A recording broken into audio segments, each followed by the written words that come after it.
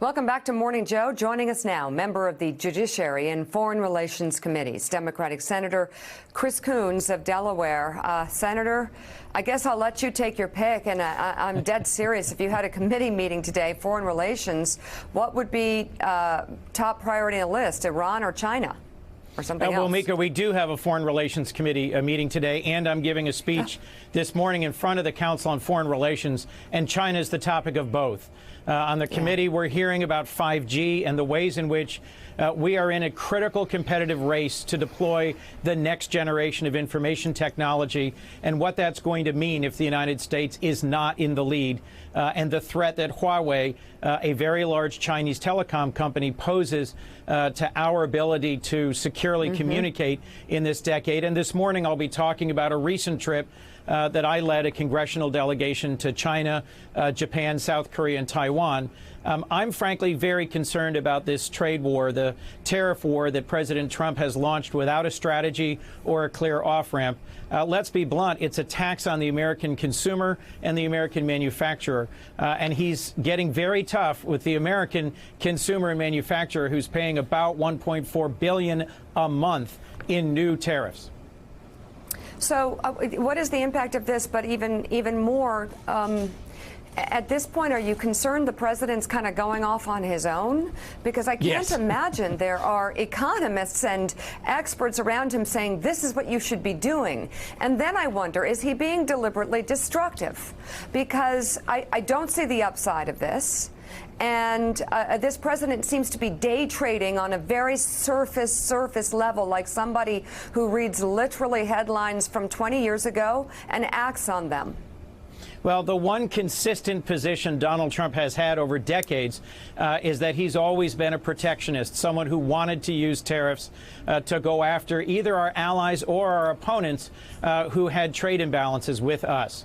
It's not a position that the Republican Party has embraced in many decades, and it's striking to watch my colleagues in the Senate line up to support it. I do agree that it's important that we get tough on China's intellectual property theft and the ways in which they've forced American companies to transfer technology.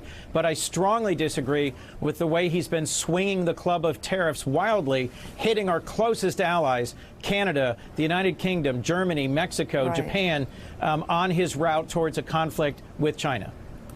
I just curious, is there any concern along this tariff, that's trade war and these issues with China, any concern that his personal interests or Ivanka's personal financial interests are intermingled with this in any way? I haven't heard that specifically, Mika.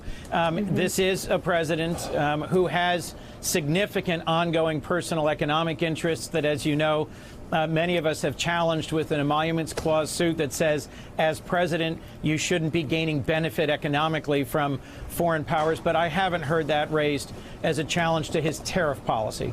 Senator, it's great that the Foreign Relations Committee is going to meet today. Everybody's looking forward to that, I bet.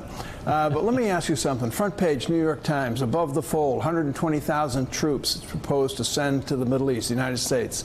We have a carrier task force in the Middle East. It's a very close and dangerous neighborhood over there. The authorization for use of military force was last enacted and amended, I think, in the year 2001. Where is the United States Senate? A great question. There was both an 01 and an 02 authorization for the use of military force, and we have worked and worked to try and find bipartisan ground on an updated authorization for the wars we are currently in. And we have a real problem in the Senate in that even on the Foreign Relations Committee, we've got some folks who don't want to give any authorization to President Trump and others who want an authorization with no restrictions. It is frankly unconscionable that the Senate has ceded so much of its power to determine when, where, and how we go to war. And I'm gravely concerned that I and most other Democrats, most importantly the ranking Democrat on the Foreign Relations Committee, have requested classified briefings so that we can get up to speed on the president's strategy and what the intelligence is that would justify mobilizing for such a remarkable conflict in the Middle East, and we have not gotten that briefing yet. So, Senator, part of the plan to put 120,000 troops close to the Middle East, in the Middle East, obviously emanates from John Bolton, the National Security Advisor. But the Secretary of Defense is also involved, in charge of personnel from the Defense Department. He's relatively new to the position. He was acting Secretary of Defense. He's now going to be the Secretary of Defense.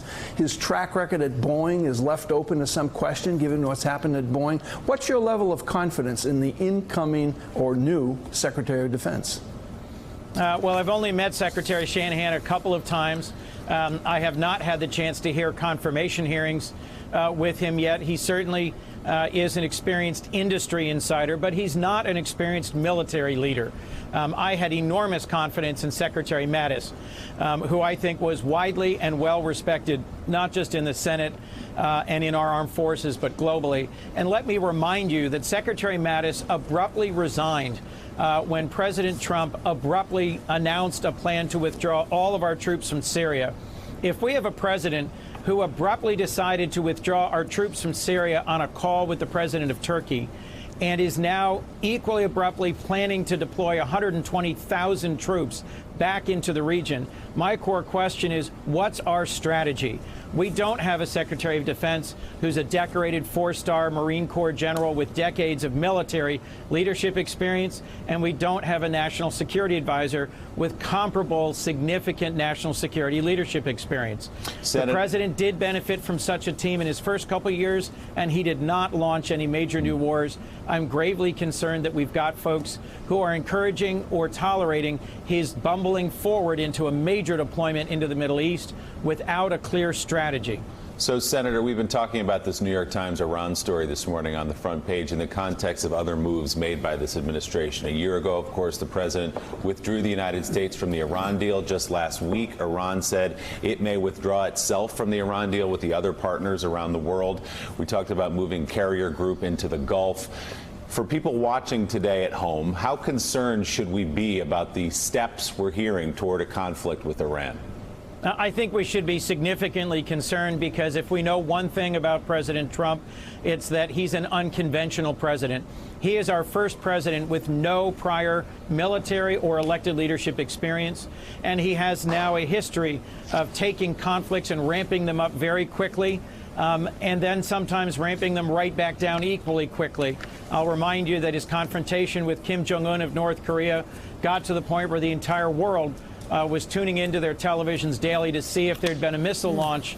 And in the last year, there's been this sort of uneasy truce where, despite North Korea's horrific human rights record, President Trump routinely describes the Chairman Kim as a close friend, as someone he admires, as someone whose leadership he likes and who he trusts. It is very difficult for our allies to know what's coming next. I'll remind you, in that episode that caused Secretary Mattis to resign, we had we had jets in combat. We had allies from Europe, the UK, for example, that had their military actively engaged in the anti-ISIS coalition, and they found out by tweet and by press report that our president had abruptly decided to withdraw from Syria. I'm grateful a bipartisan group persuaded him not to do that. But it is very concerning to me that he is steadily ramping up plans against Iran in the Middle East. We had a fairly stable diplomatic situation there, and it's become remarkably unstable again. Senator, this morning, the Democratic chairman of 5 powerful House committees are demanding that the Justice Department provide an answer for why it has decided to argue that the Affordable Care Act is unconstitutional. DOJ is siding against the ACA in a legal battle to invalidate the law, which provides health insurance and protections, obviously, for tens of millions of Americans. So Democrats question if the Justice Department overrode its own legal conclusions. The letter demands a response in 2 weeks, hinting that a subpoena will follow. So, Senator, beyond the fact that it just feels like a sledgehammer is being taken to our laws, our systems, and our safety nets, you're on the Judiciary Committee. What's going on here? What's your take on William Barr's moves here regarding Obamacare? Well, first, the most important part of Obamacare, as you well know, Mika, is the protection against pre-existing condition discrimination that extended to more than 150 million Americans, folks who get their health insurance through their employer. That was, I think, the most significant step forward of the Affordable Care Act. And it's really striking, if true, that the new Attorney General, Bill Barr, may have overridden internal advice about what was the appropriate path in terms of litigation. I'll remind you, in the 2018 elections, lots of Republicans in the last few weeks of the campaign were running ads suggesting that they were going to defend the Affordable Care Act, and in particular, pre-existing condition protection. That's not the case. There are more than a dozen states that banded together to sue to try and invalidate the ACA completely, to remove even this most fundamental protection. And the idea that the Department of Justice would switch positions and now be actively litigating to remove the last little bits of the ACA is truly concerning. It is. Senator Chris Coons, thank you very much. We'll see you soon. Mika. Thanks for checking out MSNBC on YouTube, and make sure you subscribe to stay up to date on the day's biggest stories. And you can click on any of the videos around us to watch more from Morning Joe and MSNBC. Thanks so much for watching.